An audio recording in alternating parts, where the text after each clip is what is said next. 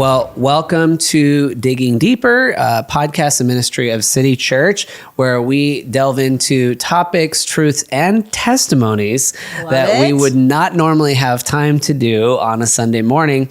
And you've probably seen Pastor Lisa Toney on several of our other podcasts. And one thing that I thought would be super fun to do would be to share her story, because we see the person and all that you see in a communicator and all those things, but you don't know the journey behind it. And it struck me, I don't know that. And so I thought it would be fun to just talk to you about your personal story. So number one, Pastor Lisa, welcome. Thank you. Always a pleasure to be here, Kyle. Glad you're here. And so really tell us about your upbringing and where you're from and all that basic stuff. Yeah, well, I'm a Midwest girl. I grew up in Michigan, and I grew up on a small little inland lake called Higgins Lake. So I'm a water girl through and through. So, and I grew up in a Christian family. We went to church on Sundays, and but there was definitely, a point in time when I had to make that faith my own. And that journey began with a big betrayal in my life, actually. I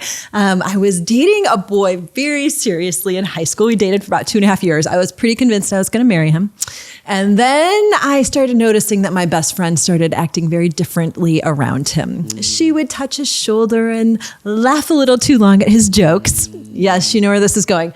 So I was very mature about how I handled the whole thing. I wrote him a note and said, I think there's something going on here. Do you want to be with her? Do you just not want to be with me?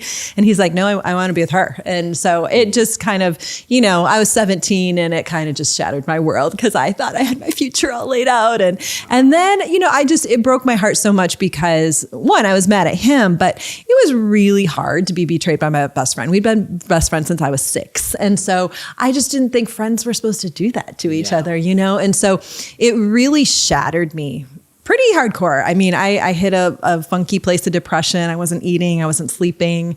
And my pastor, who was my mentor, actually, I remember him taking me out. We, in my little town that I grew up in, we actually had one of those drugstores with an old fashioned soda fountain kind of thing, Mm-hmm. So he took me out for a root beer, and he's like, Lisa, this is where you have to make that decision if you're going to really follow what you say you believe as a Christ follower. Are you going to double down on the ideas of forgiveness, and are you going to move forward? And it's like, I'm not sure. I'm not really sure what I want to do here, because I was so filled with anger and hate and despair and frustration.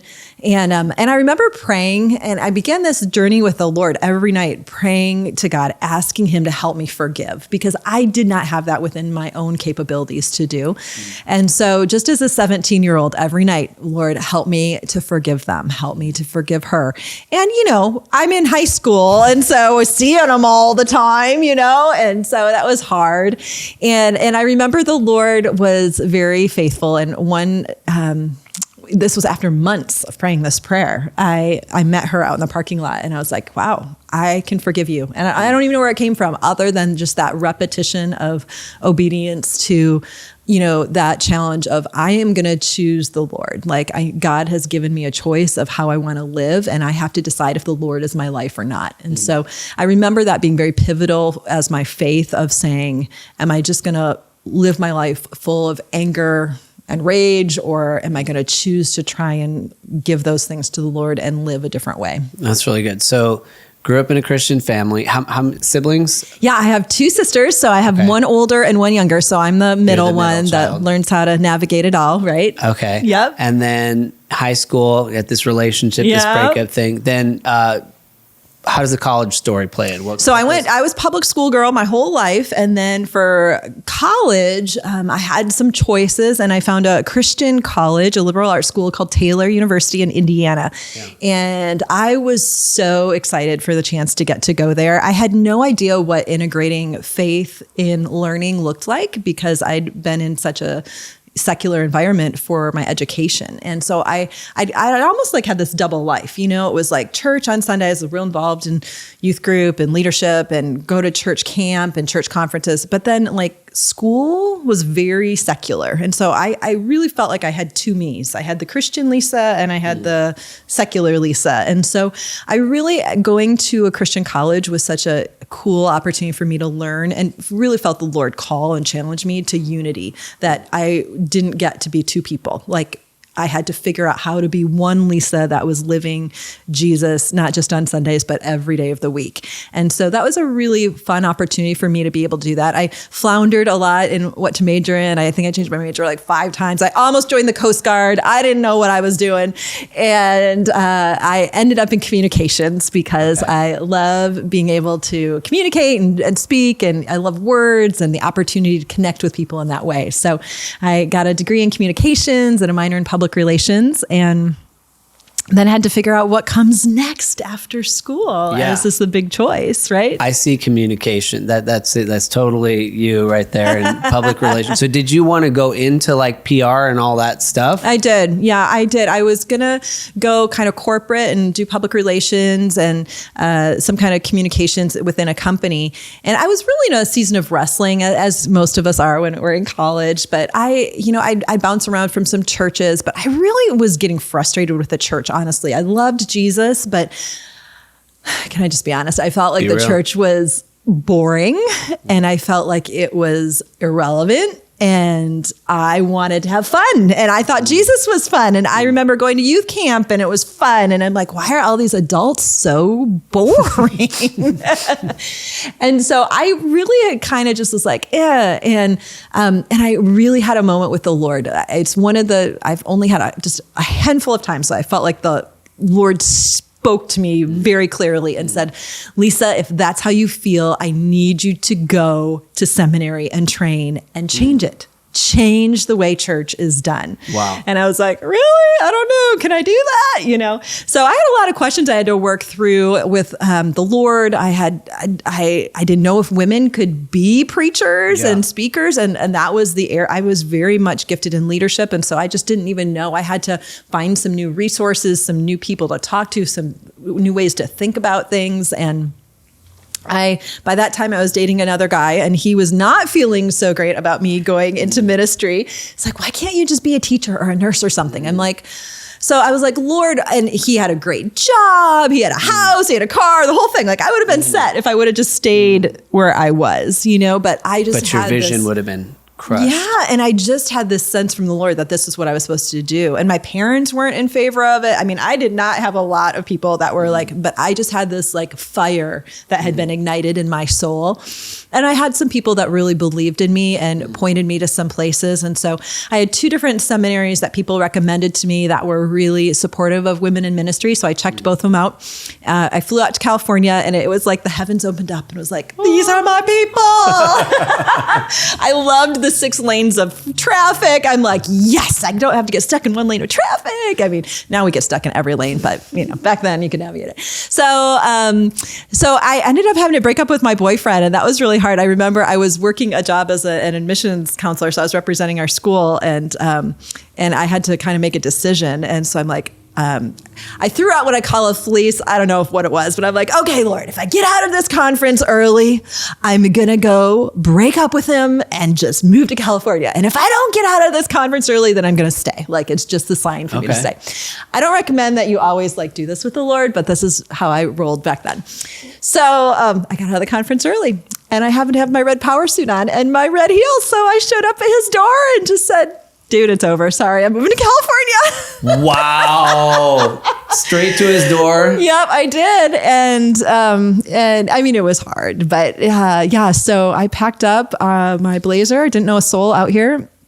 I drove cross country and, had some bumps along the way. All my friends were like, stay in Vegas when you drive out. It's so cheap. And so I drove to one casino. It was so flippin' expensive. I'm like, I can't stay here. So I drove down the strip to some seedy place, but I could afford it. And I remember after I paid, I pushed all the furniture against the door because I was so scared to be in this hotel. It was awful. And then I woke up and my car top carrier had gotten stolen off of my blazer with half my worldly possessions. I'm like, oh my gosh. So I ended up in the Vegas police station. I often start the story that way. When I was in the Vegas police station. But what? The Lord worked it out. I had enough money saved for one semester of seminary, and I got an insurance check for the car top carrier being stolen, and that paid for my second semester of school. And so the Lord was just so faithful. I came out here and I didn't have a place to stay and found a place to stay, and the Lord provided jobs, and I was able to graduate seminary debt free. Wow. It was like just the hand of the Lord all the way through. What seminary did you I went to Fuller Seminary in Pasadena. Mm-hmm. Okay. And what did you come out with on the Fuller side? Yep. So I graduated with a MDiv, which is a Master of Divinity. Okay. So that's kind of the big standard three-year degree where you do the full languages of Greek and Hebrew. It's 3 if you're hauling and very productive. If you're hauling. Yeah, I did full-time summers, the whole thing. Yeah. I started towards the MDiv route, and that was my goal, and then realized, wow, this is taking forever. And so I veered and settled on an MA and felt just fine about it. That works great. Yeah. So, I moved out here, Kyle, like pretty well convinced that I was just going to be single, because I really hadn't met a guy that was okay with women in ministry and women in leadership in the church. And I had made my peace with it. I was like, cool, it's me and Jesus together out here, and so that was totally fine. And then I understand a piece of your story is you met someone in a study group. Well, in Greek class of all places. Okay. And I did ask for his phone number first, which he always likes to say, but it was our small group in Greek class. Yeah. Okay. So I asked for everybody's phone number in our small group. So we started kind of hanging out to study Greek, right? And then he asked me out, and I still remember we went out to Santa Monica to a little Indian restaurant. And for an hour, I drilled him on his theology on women in ministry. And I just didn't believe him that he was okay with it. But he had grown up with some really positive, strong female spiritual leaders.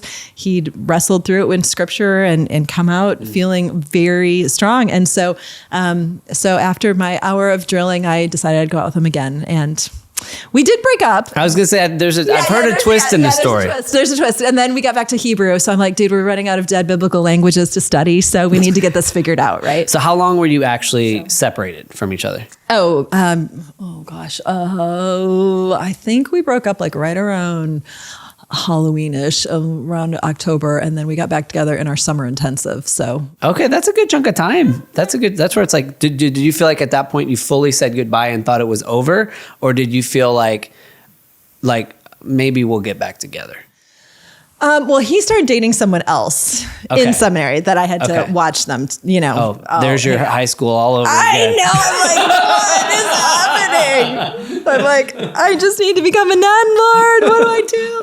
So, yeah, it was painful and hard and lots of questioning and doubts and uncertainty, So, yeah, I think it was hard because he'd always been friends with the people that he had broken up with from past relationships.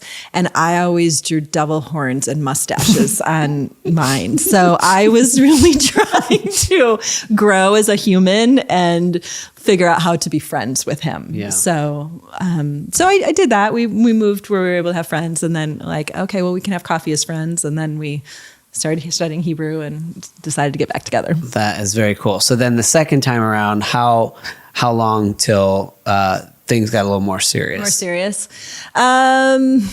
Let's see. Well, we ended up dating about 3.5 years. So for quite a while we dated, and I think both of us were a little commitment shy. We were like, is this going to work? Is this not going to work? And so, and then we got engaged in January and got married in May. So one of those long dating, short engagements. That makes sense. Yeah. So then have you guys lived in California for your whole marriage? Well, he was in seminary also on the MDiv track, but I was kind of practical ministry and he was on the academic track. So he always knew he wanted to get his PhD and become a professor. So when we graduated, I graduated before he did a year, and I got a job at a church working. And then he graduated and got accepted at a school in Chicago. And so it was really kind of crazy. We were able to figure it out. So I moved with him to Chicago while he was doing his degree, and I would commute back and forth between California and Chicago and kept my position at the church. Wow. And I was on a staff team. So we kind of had a rotation. And so I, could still do ministry by phone and computer in Chicago. And then he did 2 years of coursework, and then we were back for the holidays and back for the summer. And once he finished, we came back to Southern California. That's cool. And you have 4 kids, right? We have 4 kids. Yeah. 14-year-old girl, 13-year-old boy, 11-year-old boy, 9-year-old girl. So 2 boys, 2 girls. And I've heard the amazing story of your daughter's eyes. And I've heard you preach about that a few times. And the eyes are all doing well today. Yeah. So my youngest was diagnosed as blind in one eye when she was 2.5. And we had no idea. She had just a super rare case of cataracts that had to be removed, which they were able to do. But then it was a matter of getting her brain reconnected to her eye. So it was a very long journey of patching and her good eye to force her bad eye to connect with her brain, and lots of prayers and patience. But she's doing really well. The Lord has healed her, and I legitimately feel like I have been witness to a miracle of healing from the Lord. That's incredible. Yeah. So tell me about your ministry journey along the way from, first off, from your calling to then after that, what I'm guessing there were a few different churches along the way. Yeah. Tell me about that. Well, my home church, I think, is still one of my most special places because I had a pastor that very much invested in me and gave me opportunities to be involved, whether that was at Vacation Bible School or inviting me to come along with him when he was doing ministry. I remember him prepping for a funeral and coming to pick me up to go meet with people at the house. And so he was very much always recognizing a leadership gift in me and was very supportive of me. And I always encourage people, if you see people that have that kind of leadership gift, to pour into them. Because he still is the person I call when I need something or someone to pray for me, because he was such an advocate for me. So my home church, I did a lot of ministry in to kind of set that groundwork. But I remember when I first came out to California, I got a job at a tiny little church in Glendale, and there was about 50 people. And they were so encouraging. And it was so sweet because I had never given a whole sermon before. I was leading worship. I was helping with the youth group. I was doing a little bit of everything. And I could have fainted dead away. And they would have been like, good job, honey. They were so supportive. And it was good because people would say, Pastor Lisa. And I'd be like looking over my shoulder, like, who are they talking to? This is weird, So it took a while to kind of get used to that. And I served there for my whole time in seminary. And then I decided I wanted to pursue ordination, which is kind of like the denominational blessing of professional ministry. Mm-hmm.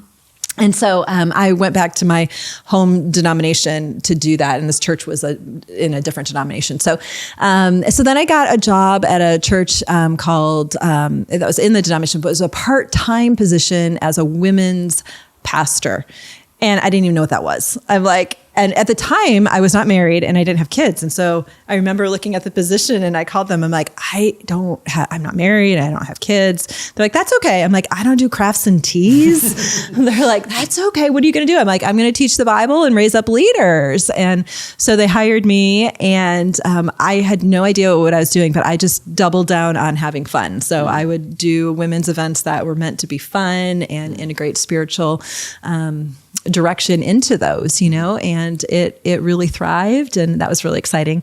So then I moved into a position of spiritual formation and worked with small group ministries. I worked with a young adult ministry. So I've worn a lot of different hats over the years in church ministry. And then recently I've transitioned. I'm working with an organization, Women of Faith, and doing some online events and kind of some, I'd almost call it like Christian life coaching. We call it faith habits coaching, where we're really helping to coach people through how to live life faithfully as a follower of Jesus. That's really cool. And you have a travel company now, don't you? Or is this a new endeavor I'm not supposed to ask about in a public setting? No, it's totally fine. No. Yeah. So one of the things that I've done my whole kind of time in ministry is take people over to Israel, to the Bible lands, Greece. And when I was in college, I spent a month there, and it just brought the Bible to life in such a powerful way. And so I've partnered with different groups for so long, but I just really felt the Lord was like, you could do this, Lisa. And it's really a sweet spot for me because I love to bring the Bible to life. And so this is a really powerful way to do it. So I founded Inspire Travel Group and work with, it's a groups trip. So, either with churches and congregations or schools. It's been really fun to take families together as part of schools to go, or organizations or businesses that want to take a group of people over to Israel Israel or Greece, do the footsteps of Paul or footsteps of Jesus. I just got back from Italy, and so we kind of traced Paul and Peter through Rome and the establishment of the early church. So yeah, that's been a really exciting, new, kind of surprising development of my ministry. Give the website. We'll put it underneath. InspireTravelGroup.org. There you go. There you go. Well, thank you for sharing your story with us, and just so good to get to know you. When I see your story, I just see a clear calling from the Lord all the way through to serve in high capacities. And I'm honored to know you, call you a friend, and just grateful to get to know you a little bit. Thank you, Kyle. I feel the same about you. And next time, I'm going to ask you the questions. Oh, okay. All right. It's fun to be on this side because I just sit there and go, yeah, interesting. Okay, and nothing's off the table. Okay. All right. Thanks so much. All right. Have a great day, guys. We'll see you next time. Bye, guys.